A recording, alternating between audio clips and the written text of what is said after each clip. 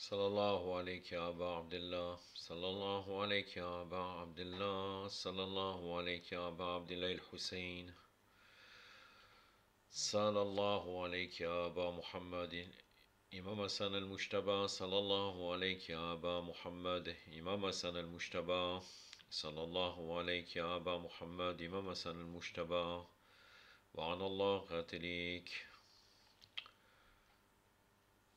أعوذ بالله السميع العليم من الشيطان الرجيم. بسم الله الرحمن الرحيم. الحمد لله رب العالمين وبه نستعين وصلى الله على محمد وصحبه الطاهرين وعلى الله عليهم أجمعين من الآن إلى قيام يوم الدين آمين رب العالمين. Mes condoléances toujours pour la période du deuil de l'imam Hossein alayhi salam et en particulier aussi le deuil de l'imam Hassan al-Mujtaba, Abba Muhammad alayhi salam, qui sera présentement demain, car aujourd'hui nous sommes le 6 Safar.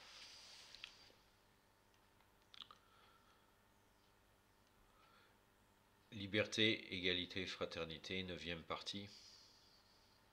Alors là, je vous dis, ça va être très très long. Toujours, je ne veux pas, comme je vous ai dit, je ne veux pas m'éterniser sur ce livre, mais bon, en ce moment, j'ai beaucoup de sujets annexes, mis à part ce sujet plus Dora Notba. J'ai d'autres sujets qui sont en cours et que je dois traiter. Donc je suis obligé d'alterner au moins sur 3-4 vidéos, donc ça prend beaucoup de temps, finalement. Puisque je suis aussi dans le sujet de jurisprudence de la secte Bakri, puisque je crois que je vous avais dit récemment, je me suis procuré un livre sur le fiqh des 4 écoles pour les femmes, jurisprudence des femmes. Et donc je me dois de comparer et de continuer cette série de jurisprudence de la secte Bakri qui permet de constater les différences qu'il y a entre la jurisprudence chiite et la jurisprudence bakrite. Sans compter le commentaire de Dora Notba. Et un autre sujet que je voudrais traiter aussi prochainement concernant l'orgueil, une vidéo juste d'une partie comme j'avais fait pour l'ostentation. Inch'Allah. Donc là il y a 30 pages, donc je vais commencer, je vais vous lire et je pense qu'on fera un peu plus que 2 heures. Hein, la dernière fois c'était très long. Bon, j'avais fait des parenthèses, là je vais rester vraiment dans le sujet tout en commentant, tout en faisant des remarques comme d'habitude. Là, vous allez voir la contradiction claire. C'est-à-dire, en fait, il parle longuement, puisque c'est un discours. Je ne sais pas combien de temps son discours a pris pour qu'il le fasse. Peut-être, disons, 1h30. Peut-être parce que là, il a le débit du Majlis. Mais vous allez voir la contradiction entre le début et le milieu du discours. Et je vais vous le souligner, vous verrez. Et encore une fois, globalement, là, son message est quelque chose de bien. Mais vraiment, on peut pas faire, quand il cite des histoires qui ne sont pas connues pour beaucoup de gens, on ne peut pas déterminer si ça vient des Bakri, d'où ça vient en fait ces récits. Et donc ça pose problème. Et je me base encore une fois sur son introduction dans les 14 infaillibles, où il a prouvé que 80% de ses sources ne sont pas chiites. Donc à partir de là, comment faire confiance à ces récits?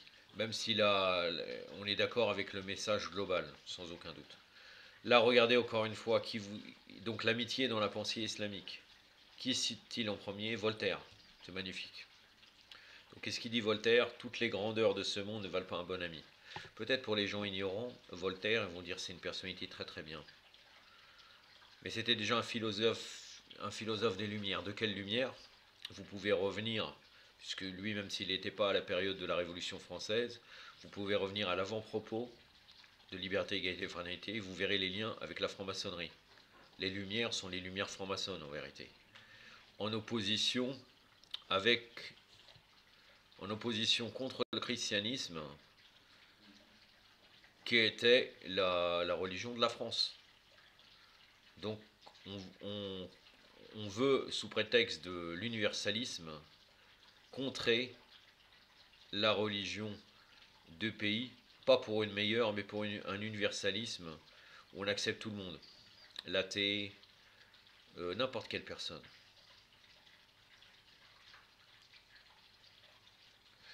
Et même Voltaire est appelé comme un philosophisme. Le philosophisme, vous pouvez rechercher dans Internet. Et Voltaire, en réalité, est connu. Marion Sigaud l'a démontré. Et même si vous tapez Voltaire sur Wikipédia, vous verrez qu'il était qu'un mercenaire. C'est quelqu'un, plus on le paye, plus il va adopter son discours. Il va adapter son discours. C'est un penseur au service des puissants, comme l'équivalent actuellement de BHL, si vous pouvez voir, Bernard-Henri Lévy. Donc je commence après cette parenthèse, encore une fois, pour moi, beaucoup d'auteurs qui choisissent, pas tous, ce n'est pas pour rien, et vous allez voir, vous allez voir vraiment que pour une autre personne, ça va poser aussi un grand problème. Je ne sais pas quelle valeur il veut démontrer à travers certains auteurs, mais si les gens sont intéressés par certains auteurs, je vous garantis que, et s'ils sont influencés, ils vont s'égarer. Et je vais vous le démontrer encore par quelqu'un qui l'a cité. On ne discute pas de la véracité de sa parole, de Voltaire ou d'autres. On discute sur quelle est cette personne. Car en réalité, le plus sataniste des satanistes, il pourra à un moment donné dire des vérités. Par exemple, je vais vous donner un exemple, Aleister Crowley. Aleister Crowley qui était appelé la bête, 666 de Djel, donc c'est lui-même qui revendiquait cela, le Djel, avec ses signes 666, ses rites sataniques, et vous pouvez retrouver sa biographie dans une collection qui s'appelle Qui suis-je. Et bien Aleister Crowley disait des fois des vérités. Blavatsky, la précurseuse du théosophisme. Vous allez voir ce qu'elle raconte. Et pourtant, son idéologie est très très dangereuse pour le psychisme des êtres humains et pour tous les niveaux, à tous les niveaux des êtres humains, ça les détruit en vérité. Mais bon, on peut citer n'importe quel auteur, il n'y a pas de problème, selon Amarnak Chawani, les gens ne vont pas être influencés, il n'y a pas de problème. C'est l'ouverture d'esprit, c'est nous qui sommes fermés, bien sûr, il n'y a pas de doute là-dessus.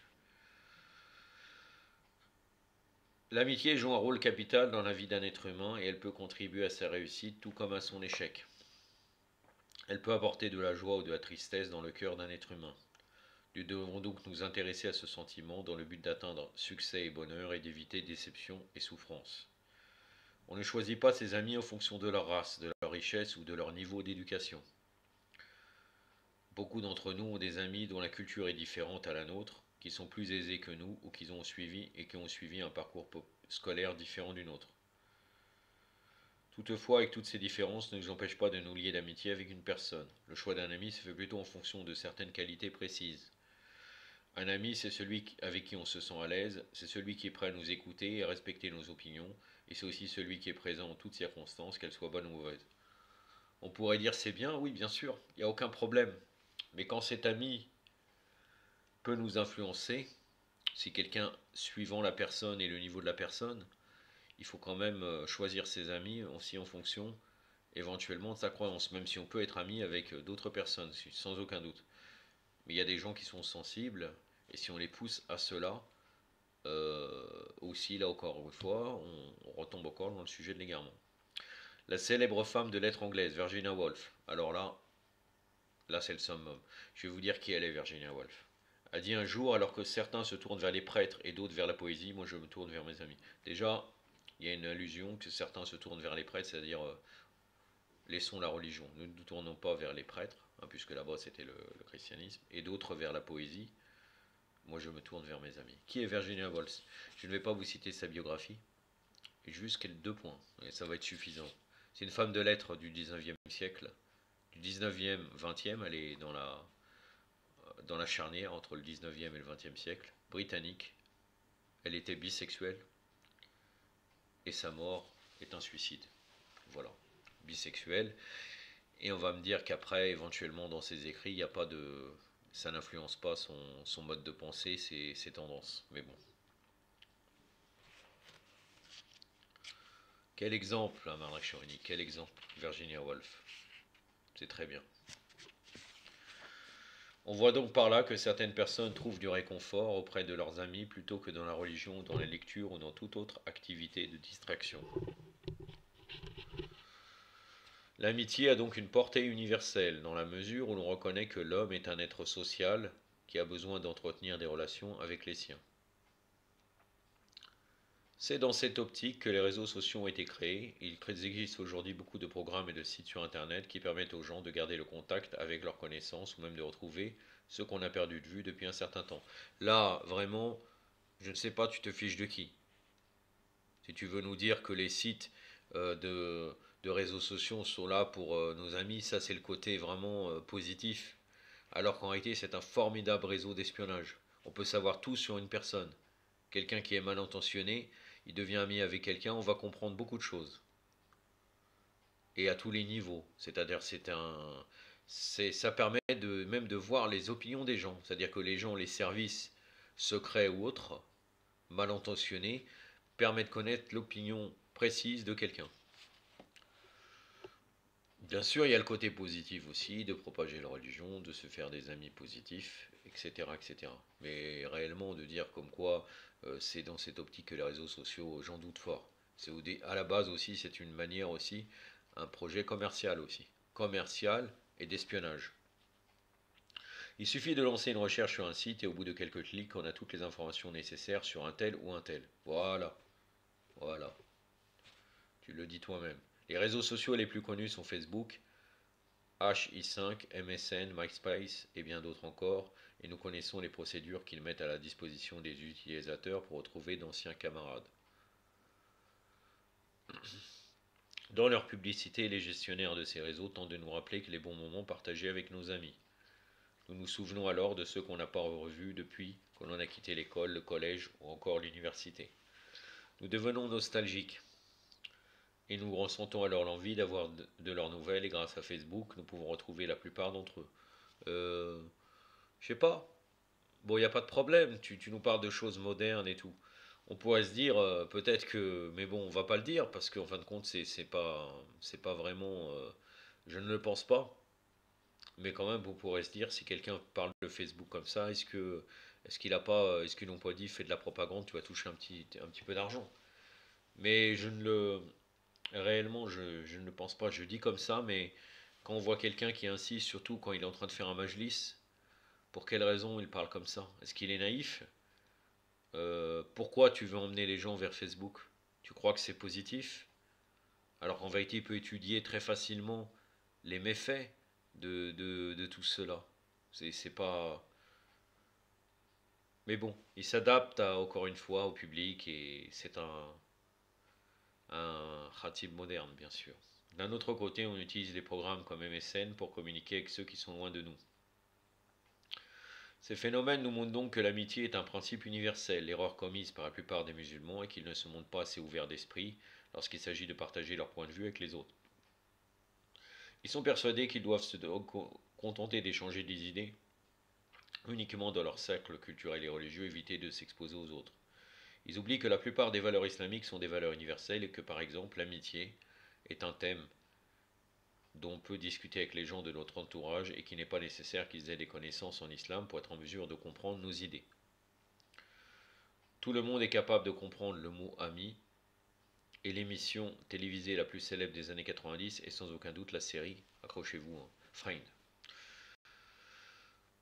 Je la connais pas, personnellement vous allez me dire vraiment je vis dans un autre monde mais c'est une réalité, je la connais pas, je la connais juste de nom. Et j'ai tapé sur internet et j'ai rien vu de particulier malgré que je pense vraiment que cette amitié il doit avoir des épreuves, il doit avoir tout un tas d'histoires qui n'ont rien à voir avec les valeurs islamiques. Mais bon, regardez Friend, mes amis. Mes amis. Friend, regardez Friend, mes amis. Qui met en avant les différentes péripéties d'un groupe d'amis et qui nous permet d'avoir une idée de la définition du mot amitié dans les sociétés contemporaines. Ce n'est pas tout. L'homme ne se lie pas d'amitié uniquement avec les autres hommes.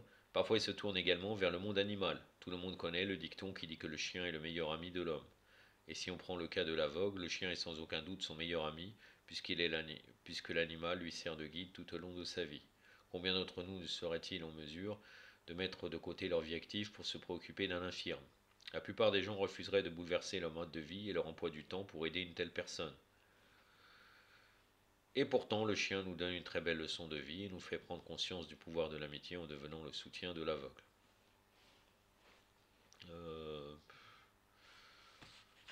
Pour l'instant, t'as rien dit de particulier. c'est encore une fois un discours qui franchement pour l'instant, bon après je sais qu'il va aller un peu plus loin et ça sera un peu mieux. Pour l'instant c'est vraiment un discours pas de gamme, bisounours, bisounours comme d'habitude. De la même manière, la protection des 7 dormeurs d'Éphèse a été assurée par un chien. Donc là il fait référence aux gens des cavernes, les gens de la caverne, hein, l'Elkaf. Allah a montré à travers cette histoire que le chien peut véritablement devenir le meilleur ami de l'homme. Nous ne devons pas nous dire que parce que le chien est considéré comme impur dans la religion islamique, nous pouvons nous permettre de ridiculiser une créature d'Allah. Certes, sur le plan de la jurisprudence, nous devons rester éloignés de cette créature. Mais ceci ne nous empêche pas de reconnaître son utilité et ses propriétés. La raison pour laquelle le chien a autant de considération est qu'il a une qualité que nous recherchons tous chez un ami. Le chien reste fidèle à son maître en toutes circonstances. L'homme a donc besoin de construire des liens avec ses semblables et se faire reconnu par l'islam. D'ailleurs, le Coran établit un ensemble de règles de conduite à suivre pour permettre à l'homme de réussir sur le plan social. Personne n'aimerait mener une vie solitaire et sans amis. Un seul compagnon peut faire toute la différence dans la vie d'une personne.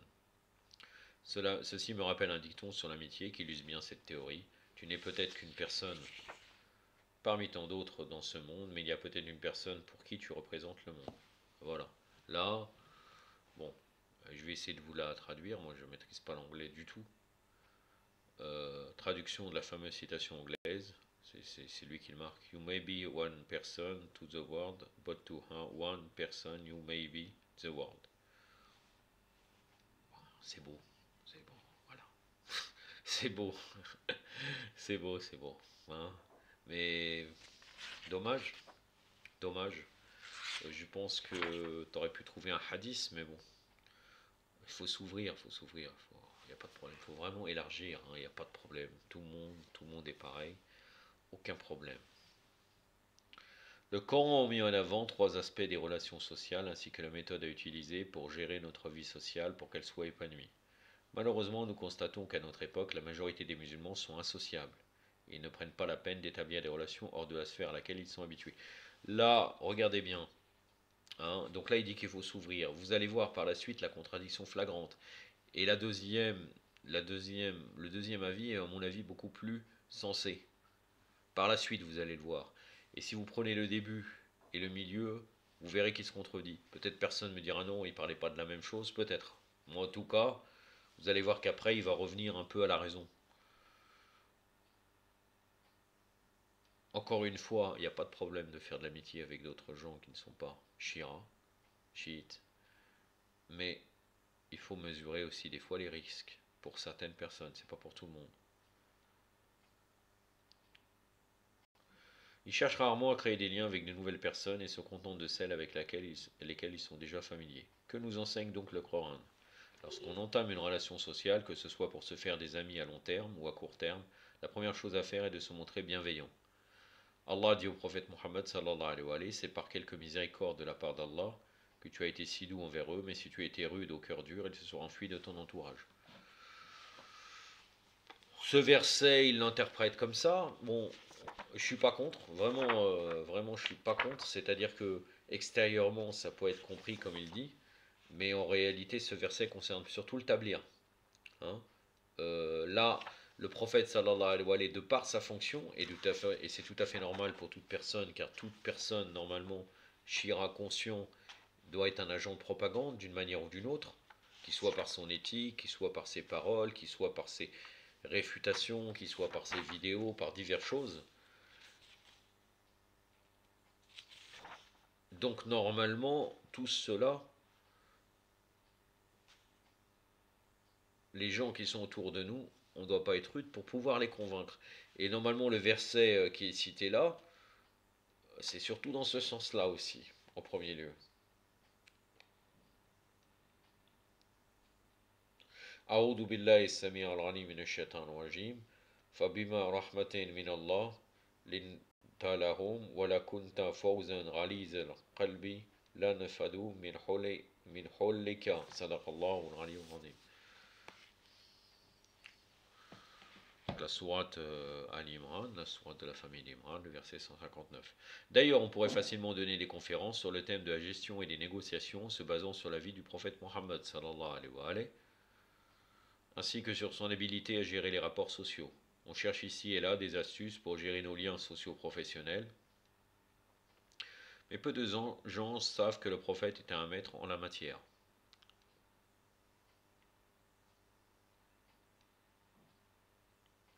Nous avons tous eu l'occasion d'entendre des histoires sur le caractère bienveillant du prophète à l'égard des gens, qu'ils soient musulmans ou non musulmans. Dans l'entourage du prophète, il y avait ceux qui étaient humbles et purs, comme Ammar, Mikdad, Abu Dar, Salman, Jafar, Ali. Radwanullah alayhim. Mais il y avait également ceux qui avaient une attitude provocatrice et irrespectueuse à son égard. Il n'hésitait pas à le qualifier de fou, à douter de ses décisions, de son aptitude à raisonner, et à juger, et à l'accuser d'agir pour son propre compte. Mais comment le prophète se comportait-il à leur égard? Faisait-il usage de la force pour les contrer, ou répondait-il avec douceur et maîtrise de soi?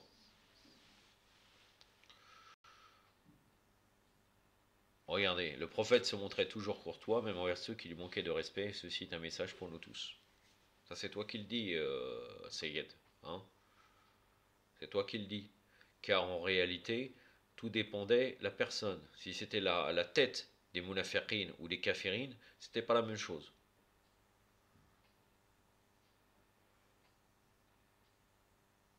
Quand c'est un ignorant, il n'y a aucun problème. Même on a l'histoire de l'imam Hassan que vous citez maintes et maintes fois, vous les Khotaba chiites, en règle générale, avec le Syrien qui l'insulte et que l'imam Hassan lui répond par la bonne manière. Il lui dit même si tu veux venir chez moi, etc., etc., si tu as besoin de quelque chose.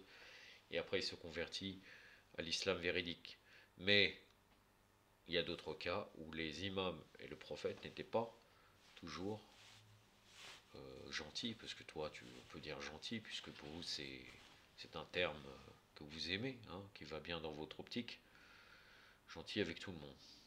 Le prophète a souhaité qu'on prenne exemple sur lui, que l'on comprenne que l'amabilité est la première clé qui mène vers la réussite sociale. En vérité, dans cette phrase-là, dans tout ce qu'il dit là, je ne suis pas contre. Le problème à moi, c'est pourquoi tu parles d'un seul côté de l'islam. C'est toujours pareil. On prend un côté, on oublie le reste. On oublie des fois l'affrontement et en réalité la confrontation qui existe entre le coffre, la mécréance, et en particulier les Nasibi contre Al-Bayt, contre les Shirat Al-Bayt et l'islam véridique. On oublie tout ça. Il n'y a plus de combat, il n'y a plus rien du tout en fait. C'est bien, c'est bien. Presque on est presque des chrétiens en fait. Plus une personne fait preuve de déférence, plus les gens sont attirés par celle-ci. Deuxièmement, le Coran nous apprend à rester ouverts au dialogue, même avec ceux qui ne partagent pas notre opinion. Ainsi, il est dans notre intérêt de nous rapprocher de ceux qui sont en dehors de notre cercle habituel, tant que cela ne nous entraîne pas à compromettre nos propres croyances.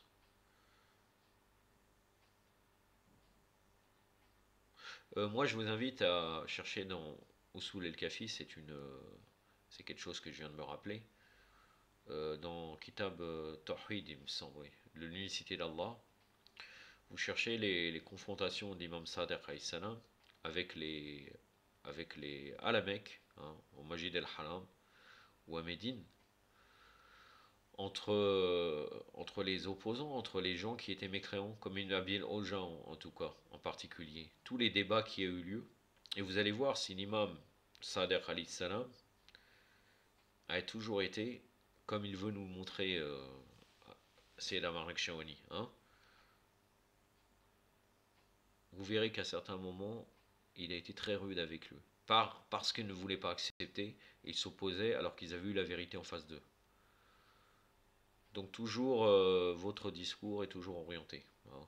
Certains musulmans, par exemple, refusent de fréquenter les juifs. Laissez-moi vous dire une chose, parfois les juifs sont plus fiables que les gens de notre propre communauté. Nous ne pouvons pas savoir ce qu'une personne renferme dans son cœur. Parfois la personne à qui on accorde toute notre confiance se trouve être celle qui va nous trahir et nous dépouiller de nos biens. Et parfois, ceux qui ne partagent pas notre foi sont ceux qui témoignent le plus de respect à notre vie privée et à nos valeurs. Malheureusement, c'est un constat réel. C'est pour cette raison que le Coran a déclaré aux gens du livre, venez une parole commune entre nous et vous, que nous n'adorions que Allah sans rien lui associer, que nous ne prenions point les uns les autres pour seigneurs dehors d'Allah. Apparemment, tu aimes beaucoup ce verset. Hein. Par contre, Mubahala, c'est pas grave. Hein. Et puis, bien sûr, encore une fois, Mubahala, c'est dans certaines conditions. Et bien sûr aussi, et c'est une réalité, là je ne le nie pas, les versets qui parlent du combat ou autre, c'est aussi dans une certaine condition. Mais encore une fois, faut expliquer. Faut expliquer. Est-ce que ce verset-là, venez à une parole, est-ce que c'est tout le temps? Comment ça se passe en fait? Hein. Là, tu nous laisses dans le flou là. Parce que généralement, on balance des versets coraniques, mais on n'explique jamais. On n'explique jamais vraiment la raison pour laquelle c'est à tel moment. Non, on prend un verset, ça confirme notre théorie et on la ramène et il n'y a pas de problème. Alors que c'est beaucoup plus compliqué que ça.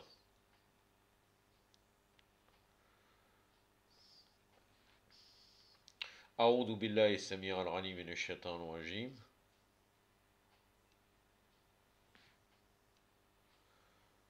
قل يا أهل الكتاب تعالى إلى كلمة سواء بيننا وبينكم ألا نعبد إلا الله ولا نشرك به شيء صدق الله العلي العظيم. Donc le verset donc dans la sourate Ali Imran, le verset 64. À travers ce verset, le Coran nous apprend que pour agrandir notre sphère sociale, ainsi que pour créer des réseaux sociaux, il faut être prêt à s'engager dans un dialogue avec les autres communautés.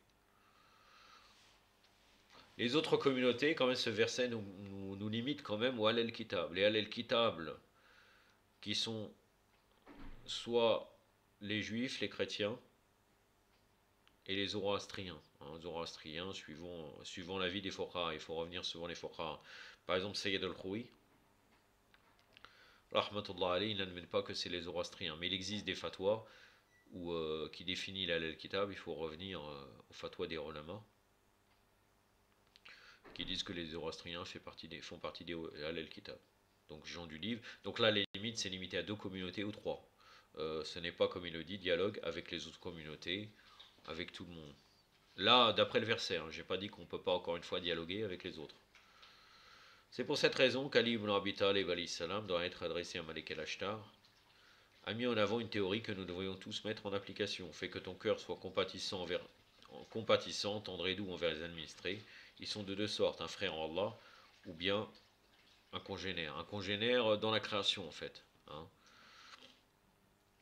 Puisqu'il y a khalq dans le hadith. Donc c'est un extrait qui vient de Nahj al-Balagha, donc la voix de l'éloquence d'Imam Ali ibn Abi Talib alayhi salam.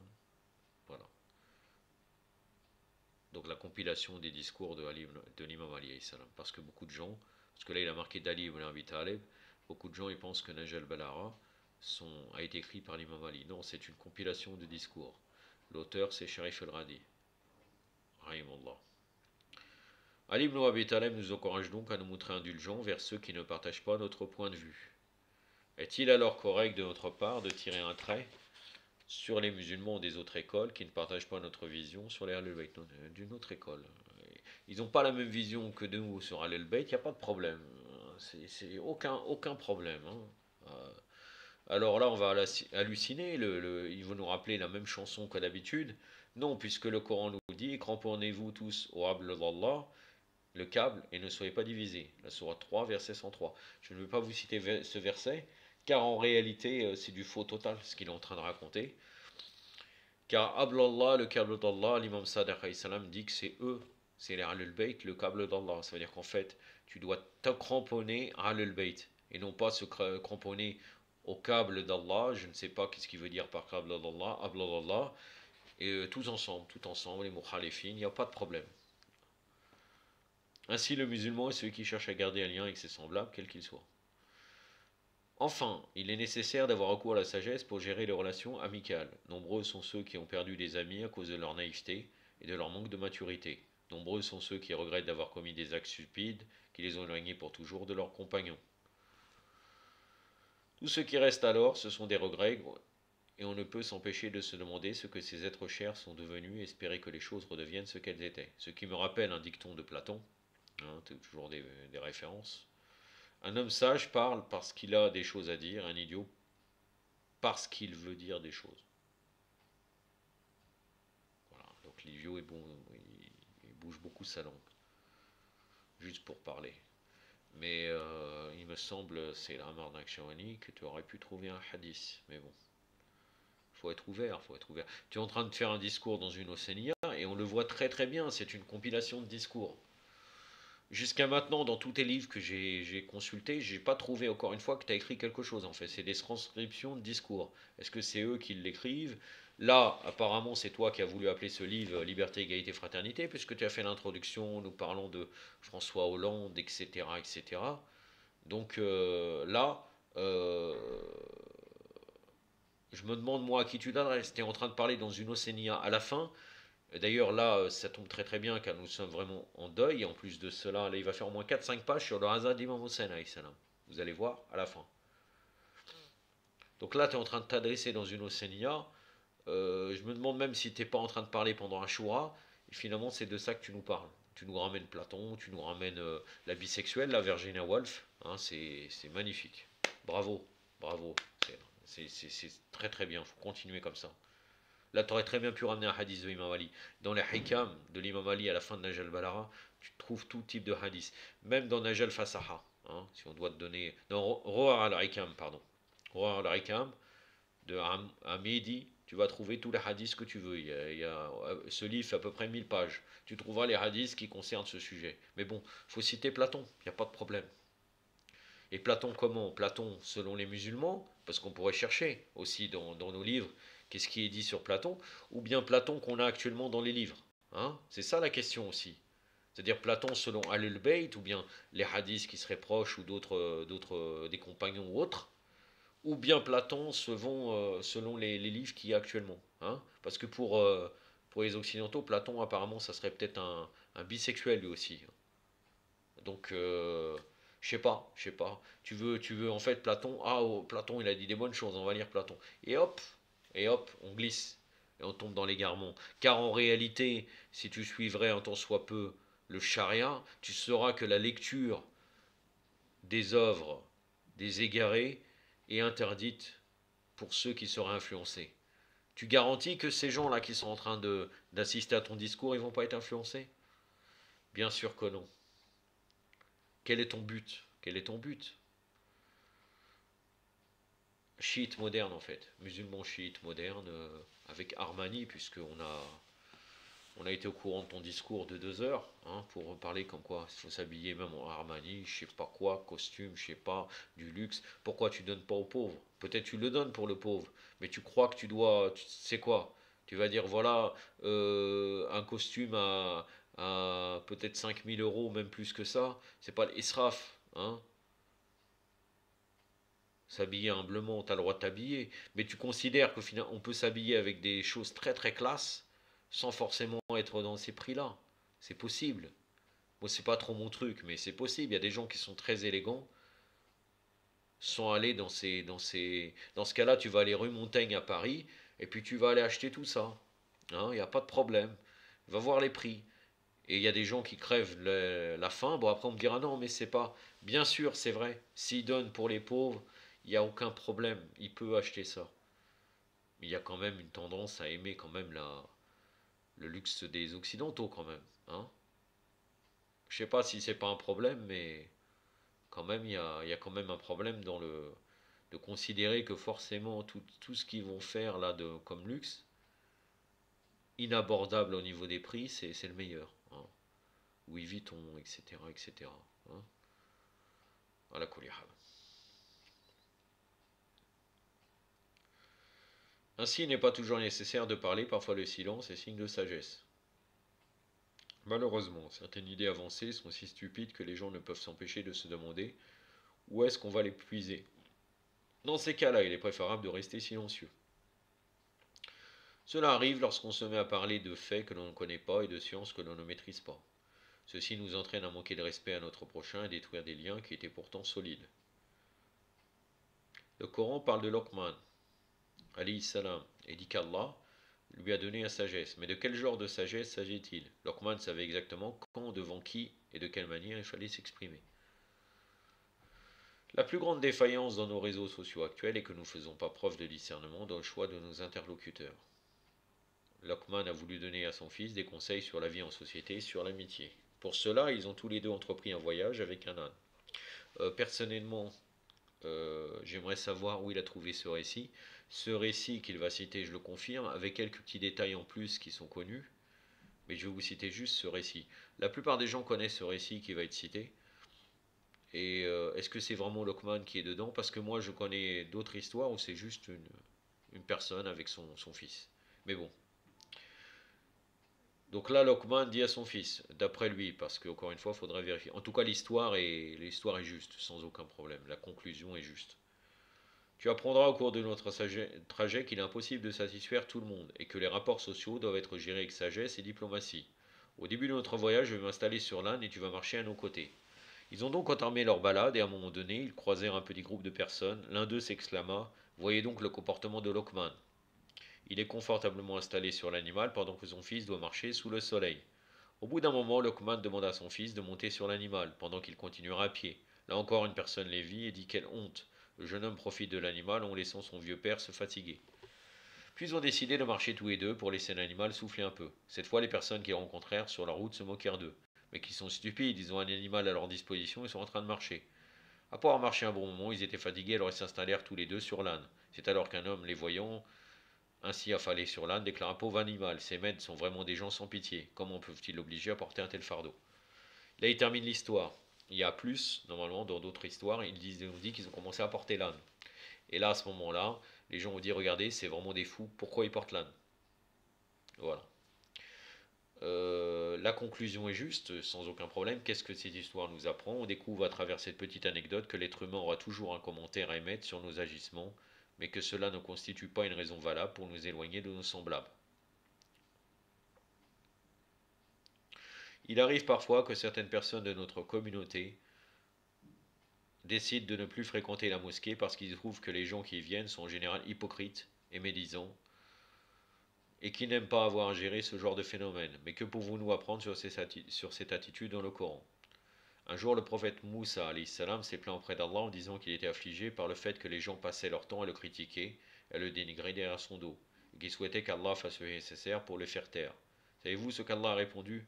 Le Tout-Puissant a expliqué au prophète Moussa salam: Wa afdala salat ala Muhammad wa ali Muhammad. Ô Moïse, même pour moi, je n'agis pas de la sorte. Les hommes passent leur temps à me blâmer alors que je suis votre créateur. Les hommes me déshonorent continuellement alors que je suis votre Seigneur. Les hommes renient mon existence alors que je suis votre bienfaiteur. Est-ce qu'ils subissent mon courroux pour autant? Non. Sur quelle base alors je devais t'accorder un privilège dont je ne jouis pas moi-même? Bon, encore une fois, l'histoire n'a pas de problème au niveau du récit en soi, mais il faudrait voir encore une fois, est-ce qu'on peut la reciter? Non. Car en réalité, encore une fois, on n'a pas la source de ce qu'il est en train de raconter. Donc dans un premier temps, nous venons voir ce que le Coran nous enseigne sur la façon de gérer nos rapports avec autrui. Ensuite, pour avancer dans notre analyse, nous allons voir différents mots qui sont utilisés dans le Coran pour faire référence à l'amitié. Sahib, Awliya et Khalil. Tous ces mots sont des synonymes du mot amitié. Voyons comment le Coran les a utilisés pour être en mesure d'établir une définition appropriée de ce mot. Là, c'est très intéressant, vous allez voir.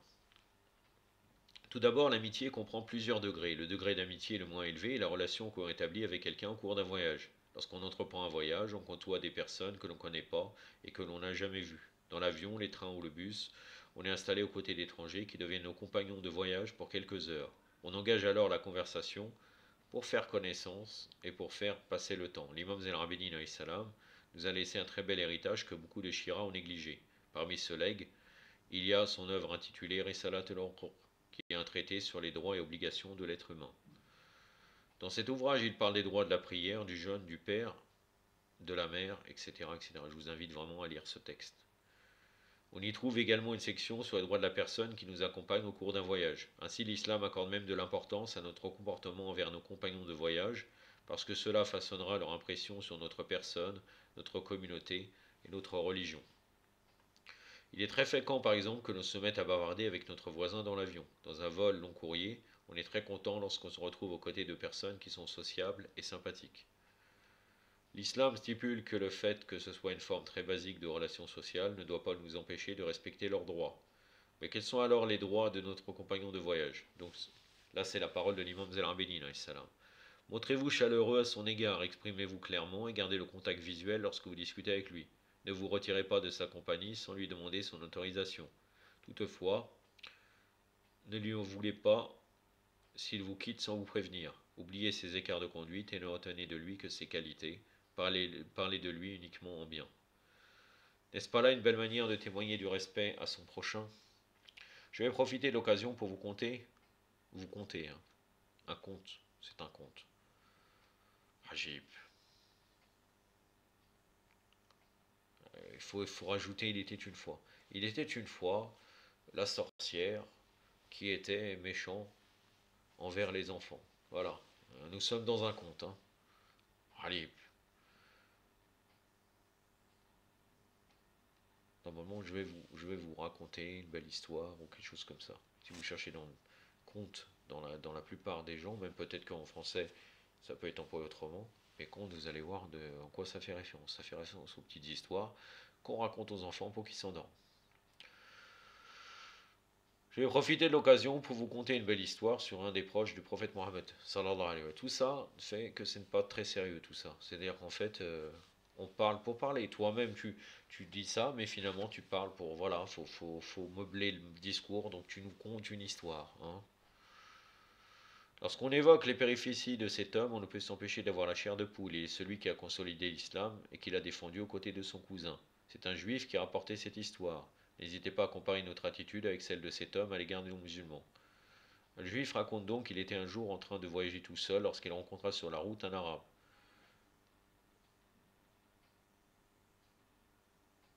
Étant tous les deux solitaires, ils décidèrent de faire un bout de chemin ensemble pour briser la monotonie du parcours. Là, encore une fois, c'est une histoire qui est connue, avec plusieurs variantes. À moins que c'est pas la même histoire et qu'il y a eu plusieurs faits que l'imam Ali alayhi salam s'est comporté de cette manière. Que vous avez bien compris, quand il a parlé de cousin, c'était l'imam Ali alayhi salam. D'ailleurs, vous allez le voir après. L'arabe expliqua qu'il se rendait à Koufa et le juif lui devait rejoindre un village qui se situait à quelques lieues de Koufa. Le juif était bien content d'être tombé sur cet homme parce que celui-ci était très prévoyant et respectueux à son égard, ainsi ils se sentaient tous les deux très à l'aise. La conversation était particulièrement intéressante et les deux hommes échangeaient des points de vue mutuels sur des sujets très variés. Mais toutes les bonnes choses ont une fin et les deux hommes ont fini par atteindre la jonction où leurs routes devaient se séparer. Toutefois, malgré cela, l'arabe continua à suivre le juif. Le juif, qui était un peu étonné, demanda: Je ne veux pas me montrer impoli, mais si j'ai bien compris, vous souhaitez vous rendre à Koufa, et cette route qui est la mienne ne mène pas à votre destination. Je pense que vous êtes trompé de chemin. L'arabe expliqua alors: Non, je ne suis pas perdu, mais ma religion m'enseigne que lorsqu'on partage sa route avec une personne et qu'on tisse des liens avec celle-ci, il est respectueux de la quitter sans lui demander son autorisation. Comme jusque-là vous m'avez rien dit, j'ai préféré continuer ma route en votre compagnie.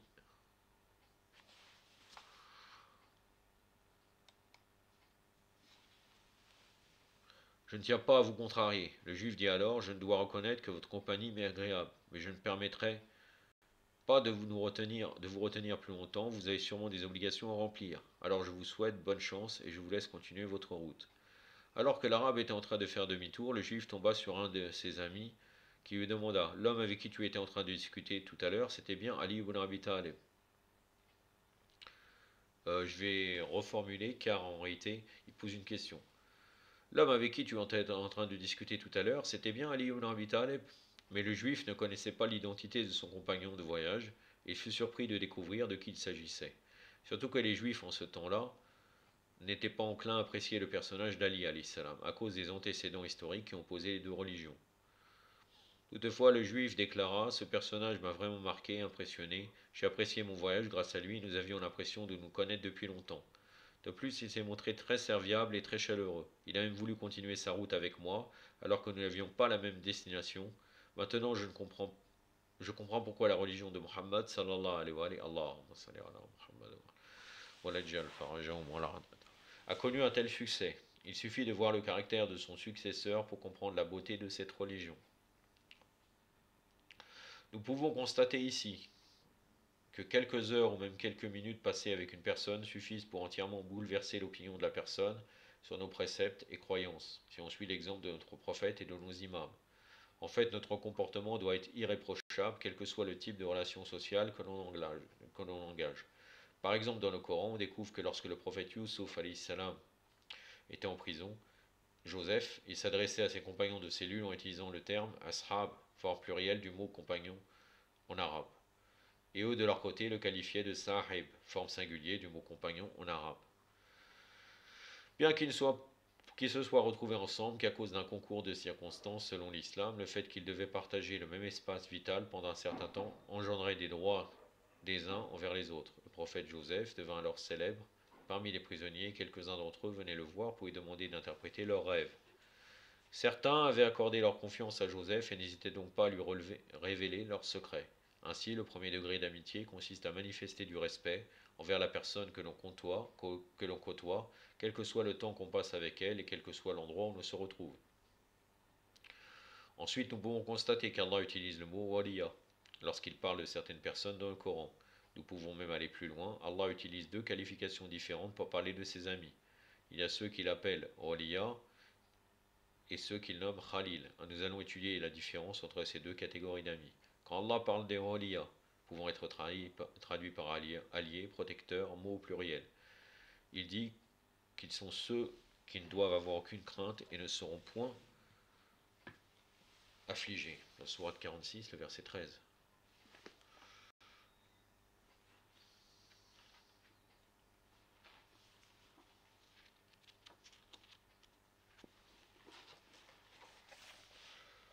Donc c'est la sourate El-Arqaf.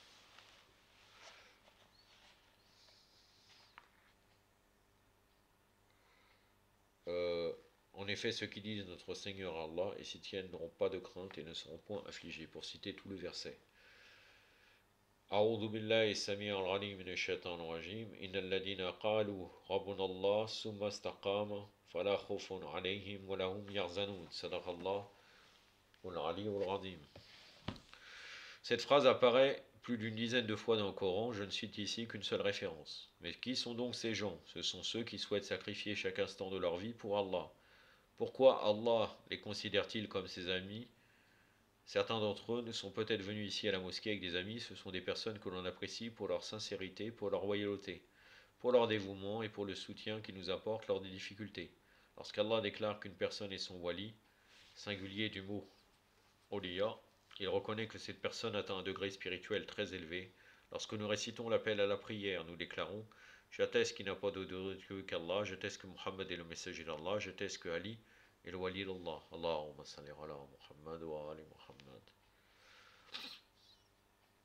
Lorsque nous déclarons qu'Ali est le wali d'Allah, cela peut être interprété de deux façons. Premièrement, qu'Ali est le protecteur du message d'Allah sur terre. Deuxièmement, Ali est l'ami d'Allah. Ali est celui qui nous enseigne comment devenir l'ami d'Allah. Beaucoup d'entre nous ici entretiennent des relations amicales avec leurs semblables, mais n'ont pas fourni d'efforts pour entretenir un lien avec leur Créateur. Et pourtant, quelle amitié pourrait être plus belle que celle avec Allah? Un jour, une personne a demandé à l'imam Muhammad al-Baqir, quel doit être notre niveau de proximité avec Allah?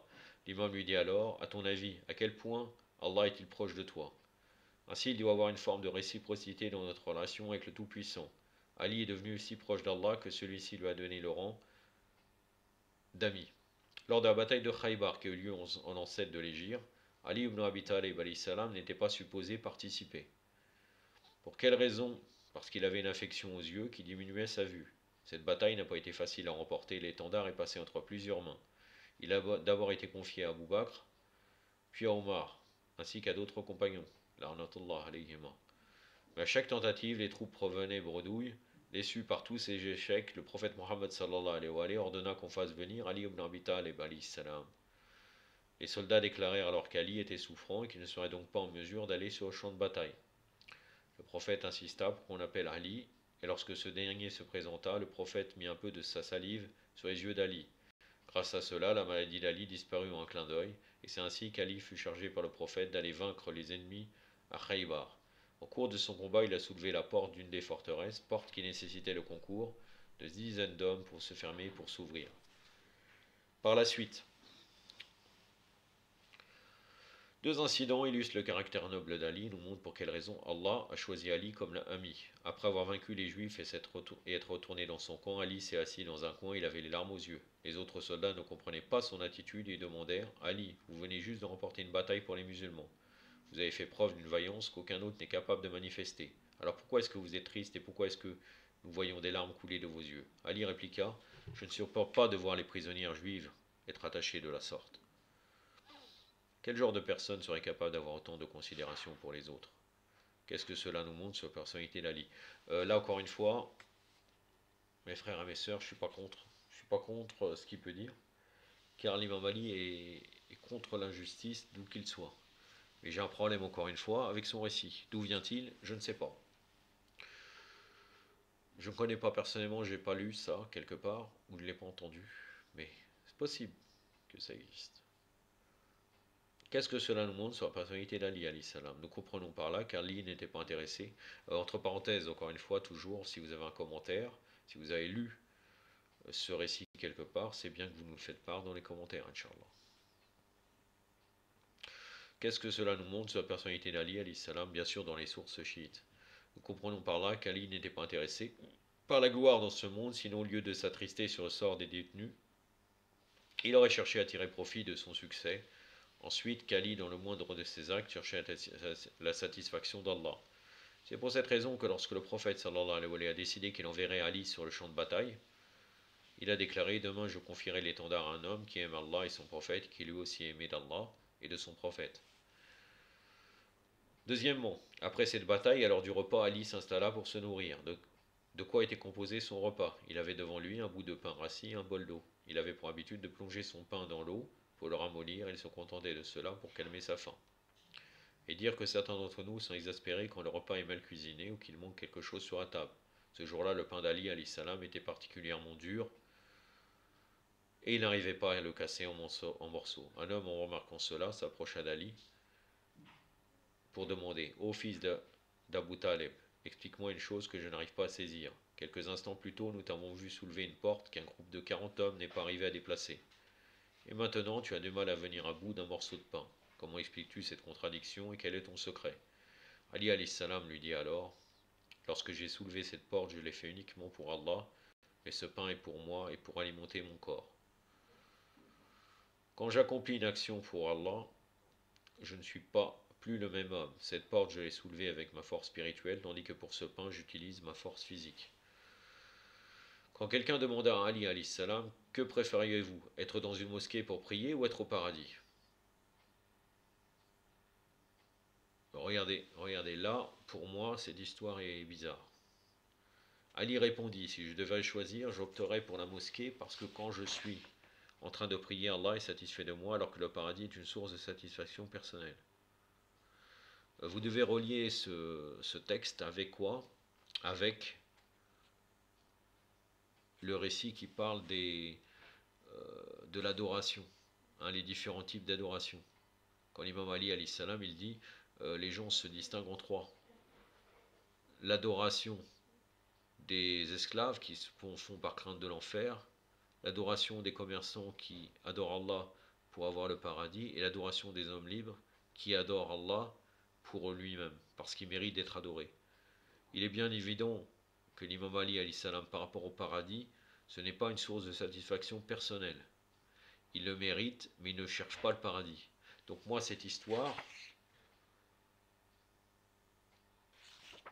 je ne l'accepte pas jusqu'à preuve du contraire.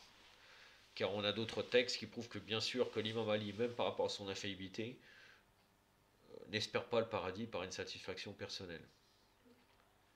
Ainsi, lorsque nous déclarons « J'atteste qu'Ali est le wali d'Allah », nous reconnaissons que le personnage d'Ali alayhi salam a atteint un tel degré de spiritualité qu'Allah est satisfait de lui et l'a choisi pour nous servir d'exemple. Un poète a écrit « Je médite sur ceux qui appellent Ali Allah. Quel Dieu grandiose nous avons si Ali est son esclave. » Nous venons donc de voir ce qu'est un wali d'Allah. Parlons maintenant de celui qui est Khalil. Le mot Khalil a été utilisé dans le Coran pour nommer les mauvais amis et les bons amis. Voici un verset du Coran qui parle de l'ami qui a une mauvaise influence. Malheur à moi. Hélas, si seulement je n'avais pas pris un tel pour ami. Sourate 25, verset 28. Donc la sourate El-Furqan.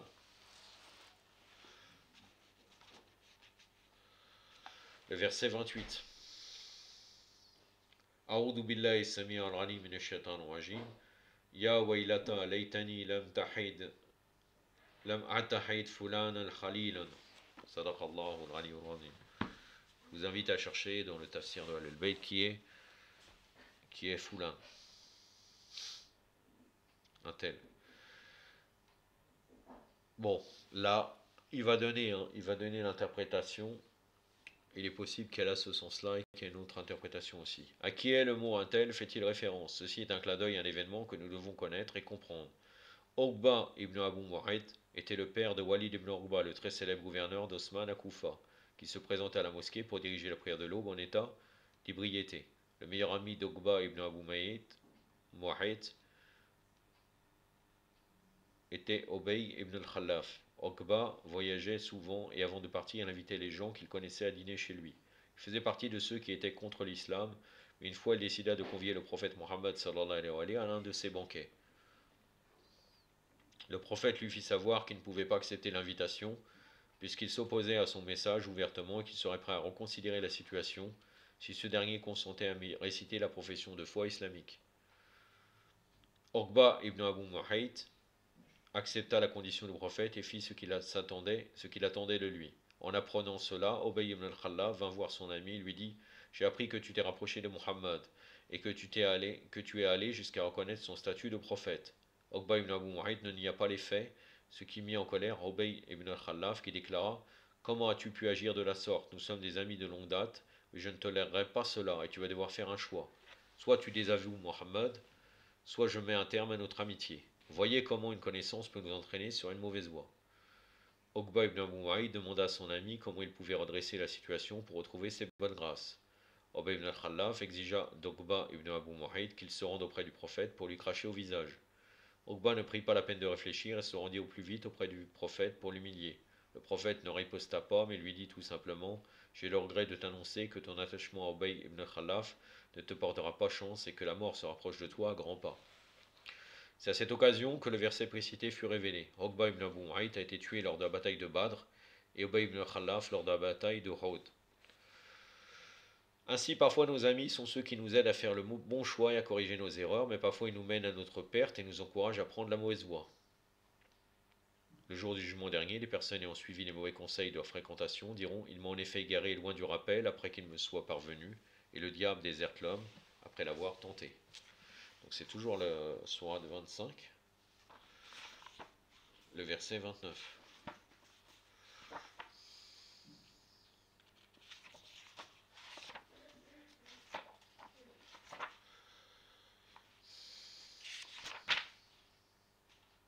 أعوذ بالله السميع العليم من الشيطان الرجيم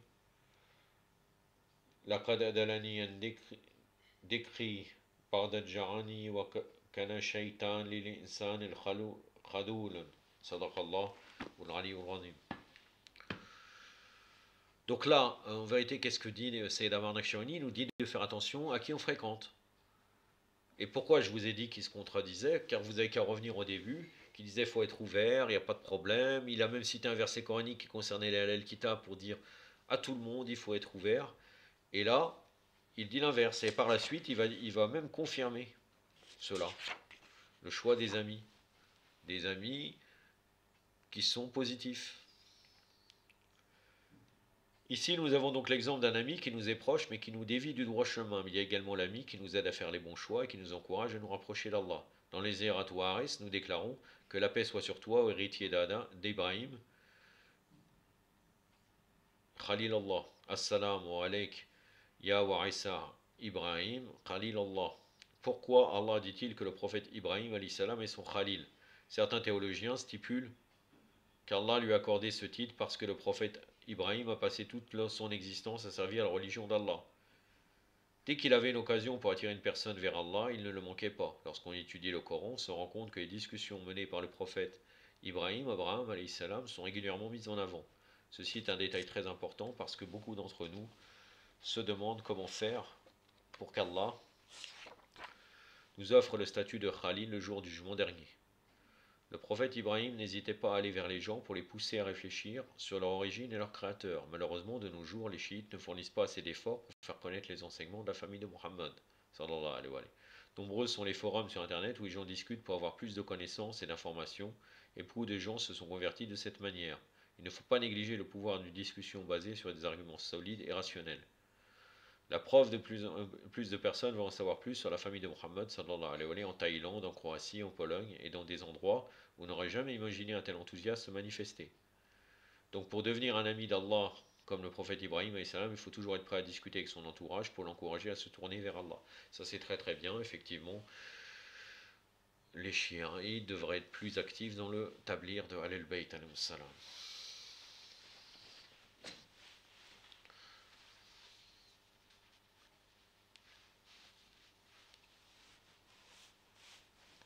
Le prophète Ibrahim alayhi salam, alors qu'il était encore jeune, a fait face à tout un clan d'adorateurs d'idoles, alors que nous, lorsque nous devons argumenter devant une dizaine de personnes qui ne partagent pas notre point de vue, nous perdons confiance. Combien de jeunes de notre communauté prennent-ils la peine de discuter de la religion avec leurs camarades non musulmans? Le prophète Ibrahim a refusé de rester les bras croisés. Il cherchait constamment des idées pour raisonner ses semblables. Comment a-t-il procédé? Il se disait: je suis tout seul, mais si j'arrive à changer ne serait-ce qu'une personne, l'effort en vaudra la peine. Un jour, alors que les gens étaient occupés à célébrer un festival hors du village, le prophète Ibrahim en a profité pour se rendre au temple et détruire toutes les statues d'idoles sauf la plus grande. Pourquoi a-t-il agi de la sorte? L'objectif du prophète Ibrahim n'était pas de pousser les gens à se convertir. Ce qu'il souhaitait par-dessus tout, c'était ouvrir leur esprit et les pousser à réfléchir sur leurs actes. Ça encore, c'est quand même très étrange. Normalement, le rôle d'un prophète, en plus de ça, Ulul Azm, c'est de guider l'humanité. Et là, c'était pas l'objectif de Ibrahim quand il a cassé toutes les idoles sauf une, c'était pas de guider les gens. Hein, c'était juste, qu'est-ce qu'il dit? C'était leur ouvrir l'esprit et leur pousser à réfléchir sur leurs actes. Bien sûr, c'était leur pousser à réfléchir sur leurs actes, mais dans un but de montrer la bêtise de leur adoration pour pour qu'ils se convertissent.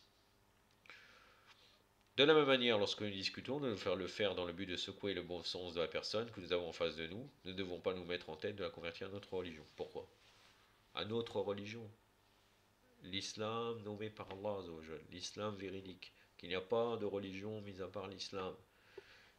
Et après, on veut les convertir. C'est normal qu'on veut les convertir. On veut le bien pour l'humanité, donc on cherche à les convertir. C'est tout à fait normal. On ne doit pas se mettre en tête de les convertir à notre religion. D'où il a trouvé cela, je ne sais pas. Une fois que la personne se mettra à méditer, Allah se chargera de la guider sur la bonne voie. Allah il se chargera de la guider sur la bonne voie, mais par l'intermédiaire des causes. Et les êtres humains font partie entre autres des causes en particulier. Nous ne sommes que l'instrument qui aura servi à mener la personne vers Allah. Il y a des gens qui pensent que les chiites croient qu'Ali ibn Abi Talib est un dieu, ou que les chiites donnent à Ali ibn Abi Talib un rang plus élevé que celui du prophète Mohammed sallallahu alayhi wa sallam. Il y en a même qui sont persuadés que notre Coran est différent de celui des autres musulmans, et d'autres qui nous accusent en disant que le moutar est une légalisation de la prostitution. Que faisons-nous pour dissiper tous ces malentendus? Le prophète Ibrahim alayhi salam, n'a pas œuvré pour obtenir des conversions en masse. Il voulait juste clarifier les choses. Ça, encore une fois, je ne sais pas pour quelle raison tu insistes sur ça en fait. Je ne sais pas réellement quel est ton but quand tu dis cela.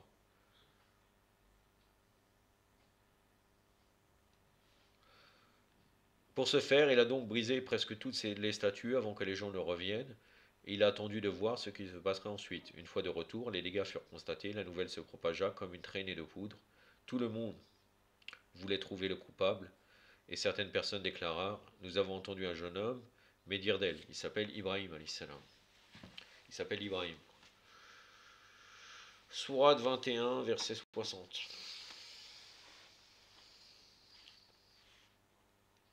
A'udhu billahi samir al-alim minash shaitanir rajim. Donc c'est la sourate al-Anbiya, la sourate des prophètes. Qalu samirna fatan yadkuruhum yuqalu lahu Ibrahim. Sadaqallahu al-alim. Pourquoi les gens ressentaient le besoin de préciser qu'il s'agissait d'un jeune homme? Tout simplement parce que lorsqu'un jeune réalise quelque chose, tout le monde souhaite s'y intéresser. Il était seul, il était jeune, mais il n'a pas hésité à défier la population. On décida alors de l'amener pour lui poser des questions. Est-ce toi qui as fait cela à nos divinités, Ibrahim? Un jeune homme, en vérité, ils disent cela pour bien définir comme quoi c'est un jeune homme. C'est quelqu'un qui possiblement, il est jeune, donc il a l'esprit ouvert, il est possible qu'il n'a pas les mêmes idées que nous. C'est pour ça qu'ils disent un jeune homme.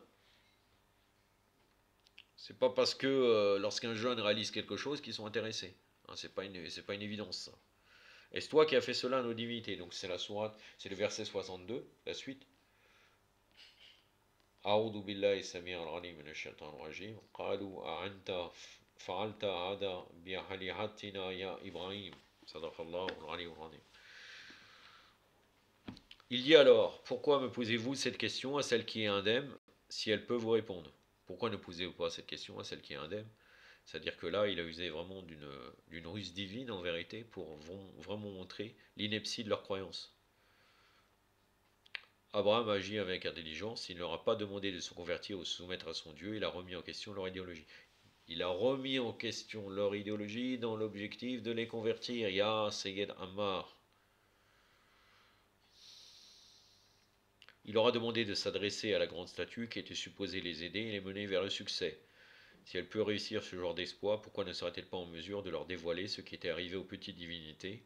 Et pourquoi n'a-t-elle pas été en mesure de protéger ses petites sœurs? N'est-ce pas le rôle d'un dieu de protéger ses créatures? Allah a donc donné le rang de Khalil au prophète Ibrahim, Abraham salam, parce que ce dernier ne manquait pas une occasion pour propager et défendre sa religion. Nous devons donc tous agir en ambassadeurs, propager. Quelques lignes avant, il dit l'inverse. Le but, c'était pas de convertir. Maintenant, il dit, quel est ton problème? C'est-à-dire, tu sais même pas t'emballes dans les paroles, et là maintenant, tu dis, chose qui est vraie, il ne manquait pas une occasion pour propager, convertir les gens, c'est tout. Et défendre sa religion. Nous devons tous agir en ambassadeurs pour l'islam, et nous devons faire usage des instruments qui sont à notre disposition, à savoir nos connaissances, notre plume, notre comportement et notre langue. Ça, c'est tout à fait juste, Arsante. De plus, cela doit se faire dans un certain état d'esprit. Nous devons nous montrer positifs et nous dire que les personnes qui sont en face de nous pourront éventuellement s'intéresser à l'islam. Maintenant que nous avons fini de parler du point de vue du Coran sur l'amitié, voyons un peu ce que les Ahlul Bayt peuvent nous apprendre à ce sujet. Si nous mettions en pratique les enseignements des Ahlul Bayt, nous éviterions de commettre beaucoup d'erreurs dans notre existence. Ils ont d'ailleurs donné beaucoup d'indications sur la façon de choisir ses amis et la sagesse de leurs paroles ne peut que nous émouvoir. Nous savons tous qu'une mauvaise influence peut avoir des impacts majeurs sur notre vie. Citons alors ici quelques-uns de leurs hadiths pour nous aider à mieux comprendre le rôle d'un ami et à faire des meilleurs choix dans le futur. Premièrement, un croyant est un miroir pour son frère croyant. Quel usage faisons-nous d'un miroir? Si par exemple j'ai une blessure au front, je me mettrai devant mon miroir pour constater l'ampleur de la lésion. Un miroir nous permet donc de regarder ce que nous ne pouvons pas voir par nous-mêmes. Un bon ami est celui qui agit comme un miroir. Une bonne amie sera donc celle qui nous dira si nous ne portons pas le voile. Si tu aimes Sayyida Zainab salam, et si tu pleures sur les malheurs de Sayyida Zainab, et si tu accomplis la ziyarat de Sayyida Zainab, tu ne devrais pas trouver d'inconvénient à porter le voile. C'est une très bonne argumentation. Le rôle d'un ami est de nous aider à voir les choses sous un meilleur angle et de nous montrer nos imperfections afin que nous puissions y remédier. Parfois nous sommes contents de l'image que nous avons de nous-mêmes jusqu'à ce qu'un ami nous expose la réalité des faits. C'est ce que le prophète Mohammed sallallahu alayhi wa sallam a fait un jour avec Bilal. Après la bataille de Khaybar, Bilal devait ramener les femmes du camp ennemi et pour cela il les a fait passer par le champ de bataille alors que les corps gisaient encore sur le sol. Bilal n'était pas conscient de sa maladresse. Alors le prophète l'interpella. Bilal, comment te sentirais-tu si on te forçait à voir les corps ensanglantés des membres de ta famille? Le prophète a incité Bilal à réfléchir sur ce qu'il venait de faire. Il a servi de miroir à Bilal. Parfois l'être humain fait preuve d'arrogance sans s'en rendre compte et en étant persuadé que les gens le perçoivent comme une personne humble.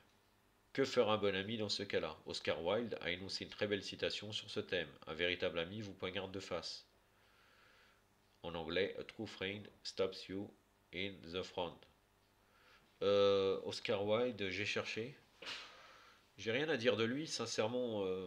ce que j'ai vu, que ça peut être intéressant de le lire, hein, dans le sens de culture générale. Apparemment, c'est un romantique un peu orienté vers ce que j'ai compris, un peu mélancolique en fait. Mais j'ai rien vu d'étrange dans sa biographie, contrairement à Virginia Woolf. Donc il est possible que ça soit très intéressant. Il y a des écrivains, comme vous savez, qui sont très très intéressants à lire, et je pense que Oscar Wilde fait partie de ceux-là.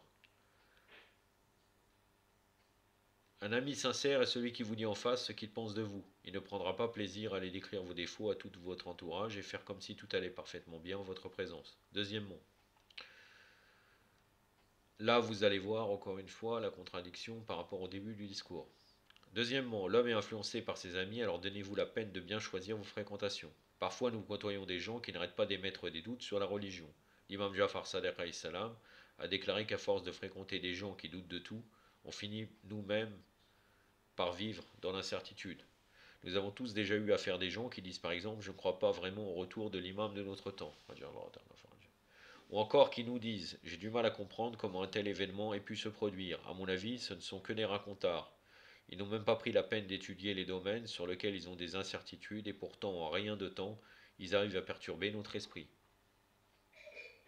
L'exemple le plus courant et le plus simple que l'on peut prendre sur l'influence d'un ami est le cas de la cigarette. Très souvent, les fumeurs avouent qu'ils ont essayé la cigarette parce que leurs camarades fumaient en leur présence. Ils vont même jusqu'à préciser qu'ils n'étaient pas tentés par la chose au tout début, mais qu'à force d'être entourés de fumeurs, la curiosité a pris le dessus et qu'ils se sont lancés en se disant qu'après tout, ce n'était pas quelque chose de vraiment grave. On peut également prendre l'exemple de celui qui n'avait pas l'habitude de boire et d'aller dans des clubs. Et puis un jour, il se retrouve dans un groupe qui part faire la fête tous les samedis soirs. Au début, le nouveau venu décline l'invitation, puis au bout de quelques semaines, il finit par accompagner le clan, tout en étant décidé à éviter l'alcool et la piste de danse. Mais avec le temps, cela aussi va changer, ainsi les personnes qui nous entourent peuvent nous mener vers le succès, tout comme elles peuvent également nous conduire à notre perte. C'est tout à fait juste, encore une fois, et encore une fois la contradiction avec le début. Muawiyah, avant de concrétiser sa campagne d'opposition contre Ali ibn Abi Talib, a eu une conversation avec Amr al-Ras. Il lui a demandé conseil, est-ce que tu penses que j'ai tort de m'opposer à Ali, salam? Je te demande cela parce que les paroles d'Ali me semblent très sensées. Lorsque je réfléchis sur la question du paradis et de l'enfer, j'ai peur de commettre une grosse erreur. Que dois-je faire à ton avis? Voyez à quel point il est important de bien choisir ceux à qui on se confie et ceux qui nous conseillent. Amr al-Ras lui dit, et alors, écoute, voilà comment tu devrais voir les choses. Ali nous parle du paradis et de l'enfer, mais est-ce que tu peux les voir? Bien sûr que non. Peux-tu alors voir le royaume qui s'étend à tes pieds aujourd'hui? Oui. Alors, alors pourquoi est-ce que tu veux renoncer à ce pouvoir que tu peux presque toucher pour un mirage? Cet ami avec qui il passait le plus clair de son temps l'a persuadé de choisir la voie qui mène vers l'enfer.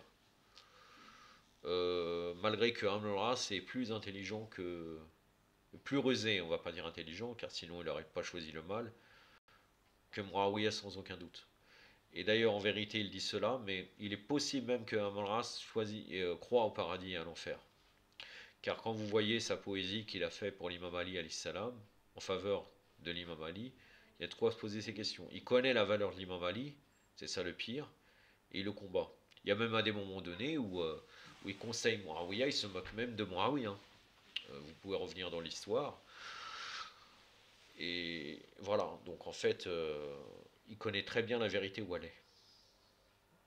Mais par dunya, par shaitan et tout le reste, les passions, il choisit l'enfer. Donc là, il donne une parole à Muawiyah pour reprendre son argumentation, mais il est possible que Amr al-As croyait effectivement à cela. On peut voir cela à travers plusieurs textes qui montrent qu'il choisit le mal volontairement. C'est ça le pire. Ne vous liez pas d'amitié avec la personne qui vous envie. Donc là, c'est encore un hadith des imams. Avant, c'était un hadith, là, le hadith que l'homme est influencé par ses amis, alors donnez-vous la peine de bien choisir vos fréquentations. Ne vous liez pas d'amitié avec une personne qui vous envie. Il nous est arrivé à tous de nous rendre compte que la personne que l'on croyait être notre amie est celle qui est la première à être jalouse de notre succès. Il ne faut pas négliger la puissance du mauvais œil. Un regard plein d'envie suffit pour attirer tous les problèmes. C'est une réalité. Le mauvais œil existe sur quelqu'un qui est jaloux, qui cherche même à nous éliminer parce qu'il désire certaines choses qu'on a. Le jaloux, lorsqu'il vient chez vous, observe tout dans les moindres détails, pose toutes sortes de questions sur votre vie et sur ce que vous possédez. Vous pensez que c'est un ami, mais c'est une personne qui a du mal à gérer ses émotions en voyant réussir votre vie. Les Ahlul-Bayt alayhim salam nous conseillent de ne pas rester avec les envieux, parce qu'en réalité, ces personnes ne sont pas nos amis, ils seraient les premiers à nous nuire si l'occasion se présentait. Un jour, le prophète Noir, alayhi salam, Noé, et Satan ont une discussion. Satan a leur donné un conseil au prophète Noé. Il a trois occasions où il faut se méfier de moi. Lorsque vous éprouvez de l'orgueil, lorsque vous êtes jaloux et lorsque vous devenez cupide. Ces émotions sont pour moi des armes très puissantes et efficaces.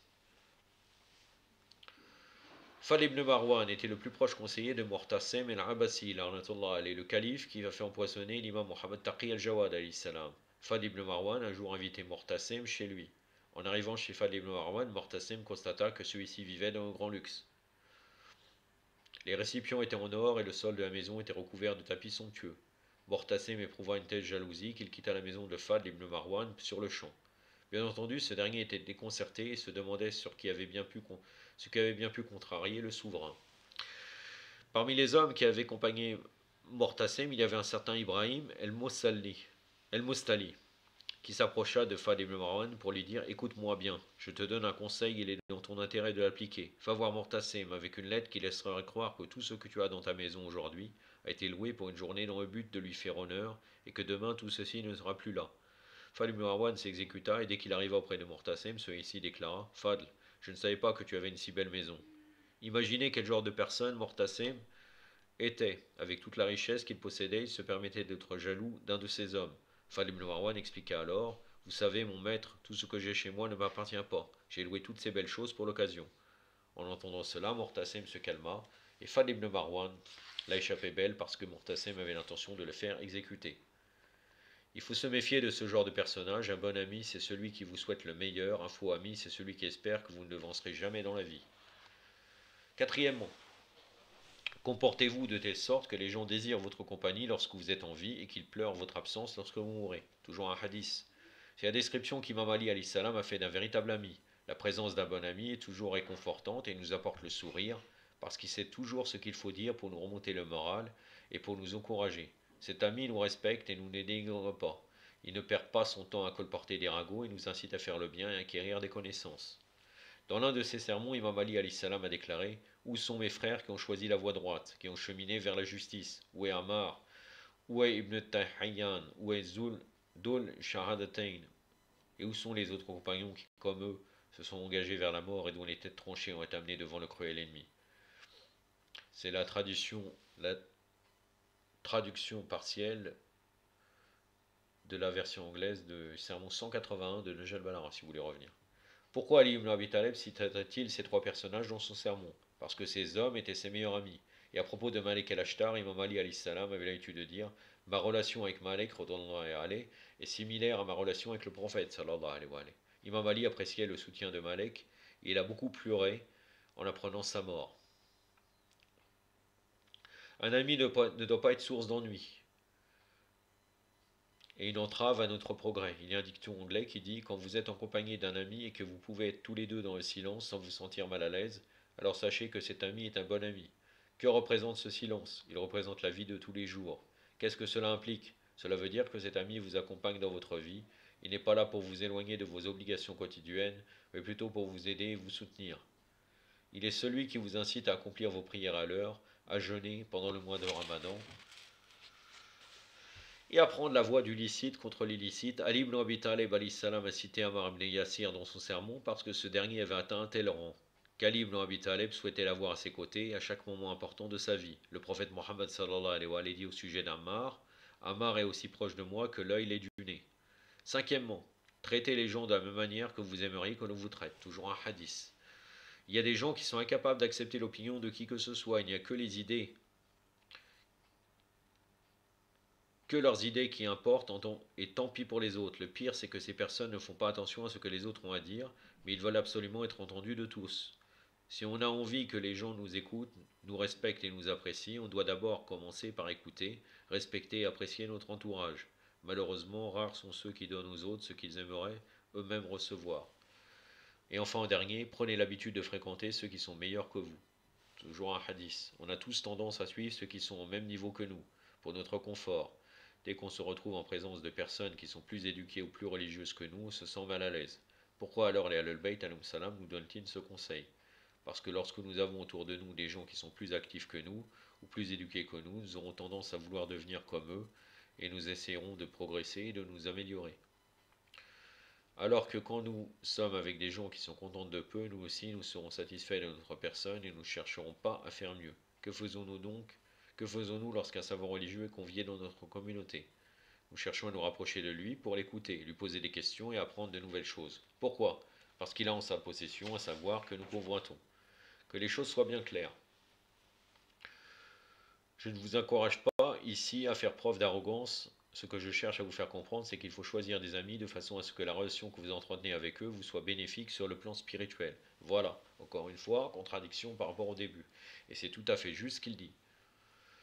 Des amis qui étudient la hadith, le Coran, qui s'intéressent aux autres, qui sponsorisent des orphelins, etc. Et non des amis qui suivent le mouvement sans jamais prendre d'initiative. L'imam Mohammed al-Baqir a rapporté un conseil de son père. Ô Mohammed, évite 5 genres de personnes: l'idiot, le menteur, l'avare, le perverti, celui qui a rompu ses relations avec sa famille. Pourquoi faut-il éviter l'idiot? Parce que l'idiot finit par nous nuire en essayant de nous aider. Nous avons tous déjà connu cela. Nous pensons qu'un tel va nous apporter son aide pour réaliser un projet, par exemple, et finalement nous nous retrouvons avec plus d'ennuis que de solutions. Les menteurs, quant à eux, nous font voir des mirages. À cause d'eux, ce qui est véritablement éloigné nous paraît proche, et ce qui est en réalité proche nous paraît éloigné. Prenons un exemple concret. Parfois, il arrive qu'une jeune fille de notre communauté au cours du mois de Muharram décide de porter le voile. Elle se dit que le moment est venu pour elle d'avancer et de suivre les pas de Sayyida Zainab alayha salam. Elle confie ses intentions à son entourage et un des membres de sa famille lui dit alors: non, tu ne devrais pas. Je ne crois pas que tu sois prête pour un tel changement. Tu peux encore attendre quelques années, tu as toute ta vie devant toi. Ce genre de personne nous donne l'impression qu'Allah nous a donné un certificat contre notre date de décès. Quelle garantie avons-nous du temps qui nous reste à vivre? Et pourtant, ce genre de personne arrive à nous faire croire que nous pouvons nous permettre de reporter certaines actions qui auraient déjà dû être accomplies. Beaucoup de gens vers la fin de leur vie expriment des regrets parce qu'elles n'ont pas été en mesure d'accomplir certaines choses et qu'elles ont été absorbées par le rythme de ce monde. Elles étaient persuadées qu'elles finiraient par trouver du temps et puis finalement elles se rendent compte que le temps a passé et qu'il est trop tard pour revenir en arrière. Cette fille, à cause du menteur qui ne sait pas grand-chose sur le futur, oublie la mort et finit par ranger dans un coin le voile qu'elle s'était décidée à adopter.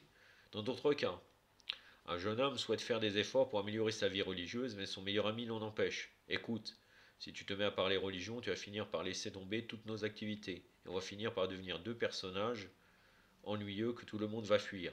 On se lancera dans la religion et la spiritualité une fois qu'on aura accompli le pèlerinage, dans quelques années, que l'on sera marié. En attendant, profitons de la vie et de notre jeunesse. Quelle garantie ont ces jeunes gens qu'ils seront un jour en mesure d'aller accomplir le pèlerinage et de se marier? C'est de cette façon que ce qui était prévu pour aujourd'hui ne devient plus qu'un mirage. Les améliorations que l'on souhaitait apporter à notre existence ne deviennent plus que de lointains souvenirs. Parlons maintenant de l'avare. Comment reconnaître celui-ci? C'est celui qui, chaque fois qu'on va au restaurant en groupe, trouve le moyen d'esquiver la note en simulant un appel téléphonique, en prétextant avoir oublié son portefeuille, etc.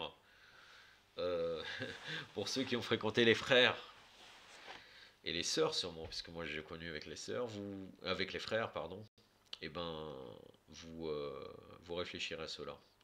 Ou s'il décide à participer à vos frais, il va donner un montant exact pour payer ce qu'il a consommé et refusera de sortir un centime de plus. Bien sûr, des fois ça dépend. Des fois la personne n'a pas les moyens, donc elle préfère ne pas laisser l'autre personne payer en totalité, donc elle paye sa part. C'est pas un problème. Notre imam nous dit qu'il faut éviter le cupide parce qu'il sera le premier à nous éloigner de l'opportunité de réaliser des profits. Lorsque vous souhaitez investir votre argent dans une affaire, l'avare va réussir à vous en dissuader. Vous savez que c'est une aubaine et que vous allez faire des bénéfices, mais celui-ci arrivera à semer le doute dans votre esprit. L'imam Ali a déclaré: l'avare est perdant dans ce monde et dans l'au-delà. Ce dernier voue sa vie à amasser de l'argent dans ce monde, sans être capable d'en profiter. En plus de cela, il n'aura rien préparé pour l'autre monde. L'imam Zain Rabeni a expliqué que celui qui n'a pas, finalement je ne vais pas faire, ça va pas être 2h15, hein. Ça va être beaucoup moins que ça. Inch'Allah, je pense dans une vingtaine de minutes, vu le nombre de pages qu'il me reste. Alhamdulillah. Car je suis conscient que c'est très, ça peut être lourd, une aussi longue vidéo. Mais encore une fois, je veux finir à chaque fois les chapitres pour éviter de traîner trop dans cette... pour moi, est un sujet secondaire, mais ça va en complémentarité ce sujet. Pour dénoncer Amar Nakshawani, j'arrêterai avec cela, Inch'Allah. L'imam Zayn al-Abidin expliquait que celui qui n'a pas de principes moraux trahira ses proches pour un moindre profit. Il sera présent pour s'amuser, pour faire la fête, mais à la minute où l'on espère son soutien et sa compréhension, il disparaît. Pourquoi faut-il éviter celui qui a rompu ses relations avec les membres de sa famille? Parce que cela aura des répercussions plus tard dans votre vie. Nombreux sont ceux qui ont rompu les liens avec un frère à cause d'une affaire qui a mal tourné, d'autres parce qu'ils ont eu un problème avec le conjoint du frère ou de la sœur. Le fait de rompre les liens familiaux finit par avoir des répercussions sur le bien-être de toute une communauté. Quand une personne rompt les liens avec ses proches, d'autres personnes sont également tentées de le faire, et avant que l'on s'en rende compte, la majorité des familles vivent dans le malaise parce qu'il n'y a plus d'entente et de cohésion. L'imam Zayn al-Abidin nous conseille de ne pas nous lier avec ceux qui renient leurs proches parce qu'ils sont maudits à 3 reprises dans le Coran. L'imam Moussa al-Khazaim a déclaré dans un de ses hadiths: Allah accorde 30 ans de vie en plus à celui qui s'efforce d'entretenir ses relations avec sa famille. Et réciproquement, il réduit de 30 ans la vie de celui qui se distance des siens. Tout ça, c'est relié au lien entre nos actions et l'éventuel prolongement ou raccourcissement de notre vie. L'imam Sadiq nous dit aussi que le terme, le terme qui doit être fait d'après Allah Azzawajal, est relié plus avec nos actions que par le terme qui était déjà défini. Donc ça rentre aussi dans le sujet du bada. Et réciproquement, il réduit de 30 ans la vie de celui qui se distance des siens. Comme nous le savons tous, resserrer les liens familiaux fait partie de ces rares actes qui, selon l'islam, permettent de modifier le destin de l'être humain. Bien sûr, Allah Azzawajal, toujours dans le bada, il ne faut pas oublier qu'Allah Azzawajal connaît la finalité. Sinon, ça serait toucher à la science illimitée d'Allah Azzawajal. Si une personne est supposée vivre 30 ans, l'ange de la mort aura les informations nécessaires en sa possession et se chargera de venir collecter l'âme au moment propice. Toutefois, Allah modifie l'échéance en fonction de certaines actions de la personne concernée. Nous devons tous nous efforcer de mettre en pratique les enseignements des Ahlul Bayt pour réussir notre vie sociale. Nous pouvons également tirer des leçons de la tragédie de Karbala, parce que ceux qui étaient présents étaient certes les meilleurs compagnons qu'on puisse espérer avoir, et c'est pour cela qu'à chaque fois que nous commémorons cette tragédie, nous mentionnons ces amis qui se sont sacrifiés pour la cause d'Abu Abdallah. Que se disons-nous dans la Ziyarat Ashura? Assalam ala al-Hussein wa ala Ali ibn al-Hussein wa ala walad al-Hussein wa ala ashab al-Hussein. Que la paix soit sur al-Hussein, sur Ali ibn al-Hussein, le Ali fils de Hussein, sur les enfants d'al-Hussein et sur un compagnon d'al-Hussein. Ô mon Dieu, gratifiez-moi de l'intercession d'al-Hussein le jour de l'entrée auprès de toi et fermez ma sincérité fidèle envers toi, aux côtés d'al-Hussein et des compagnons d'al-Hussein, qui ont sacrifié leur vie pour al-Hussein. Que la paix soit sur lui. L'imam Hussein a déclaré: mes compagnons sont les meilleurs des compagnons. Pourquoi a-t-il déclaré cela? Quelqu'un pourrait venir me dire que les compagnons du prophète Mohammed sallallahu alayhi wa sallam étaient les meilleurs compagnons. Mais ce n'est pas vrai, parce que lors de la bataille d'Uhud, la plupart d'entre eux se sont enfuis et l'ont laissé tout seul. De son côté, Abu Abdallah a demandé à ses amis de partir, parce que les ennemis n'en avaient qu'après lui, et qui n'étaient pas intéressés par les autres. Abu Abdallah leur a donc donné l'opportunité d'avoir la vie sauve, mais ils ont refusé de l'abandonner. N'est-ce pas la plus belle preuve d'amitié? Un ami n'est pas là juste pour les moments simples et agréables. Il doit être également disponible lors des difficultés, lorsque vous avez le plus besoin de soutien et de réconfort. La solidarité des amis d'Abu Abdallah arrive aujourd'hui encore à nous émouvoir. Parmi eux, il y avait John, qui est à l'origine l'esclave d'Abu Dhar al-Ghifari. Il a passé sa vie aux côtés d'Imam Ali et d'Imam Hassan. Il avait 90 ans à Karbala, lorsqu'il a sacrifié sa vie pour Imam Hussein. À cause de son âge avancé, son dos avait une bosse qu'il redressait à l'aide d'un turban. Lorsqu'il s'est présenté à Abu Abdallah pour demander la permission d'aller combattre, Abu Abdallah lui a demandé de rentrer chez lui. Mais il a refusé, a déclaré: oh Abu Abdallah, je vous ai accompagné durant les jours d'aisance. Pensez-vous vraiment que je vous laisserai tomber lors des nuits de souffrance? Si je fais cela, que vais-je répondre à votre mère le jour du jugement dernier, lorsqu'elle va me demander comment j'ai pu partir en vous abandonnant à votre sort? Voilà ce que les véritables amis sont capables de faire. Ensuite, parmi les valeureux de Karbala, il y avait Muslim ibn Ausaja. Il était l'un des plus grands savants en jurisprudence de Koufa. Le jour d'Ashura, Abu Abdallah lui dit: Muslim, vous avez déjà beaucoup donné à l'islam ainsi qu'à votre famille. Vous n'avez pas besoin d'être ici. Mais Muslim ibn Ausaja expliqua: oh Abu Abdallah, je préférerais encore être dévoré par des animaux sauvages plutôt que de vous laisser seul ici. Ce sont ce genre de mots qui nous apprennent la valeur d'une amitié sincère. Il y avait également Hanas ibn Haris al-Kaili,